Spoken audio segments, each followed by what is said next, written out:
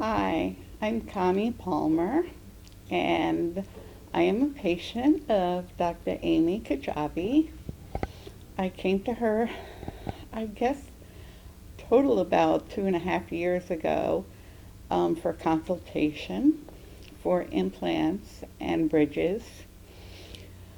I was in severe pain for about 5 years before that with misplaced um, implants and overdentures. Uh, Amy gave me hope. She told me that she could make things better for me, and she did. So I had a total oral reconstruction where I had 12 implants placed and two full bridges.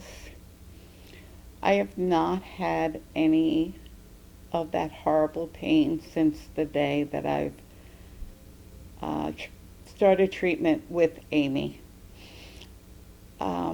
I can eat anything I want. I have a beautiful smile.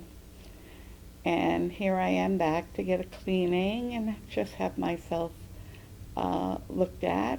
And I still feel as if everybody here is a member of my family. Um, if you ever need dental implants, Excellence Dental in Rosarito with Dr. Amy Kajabi is the only place to go.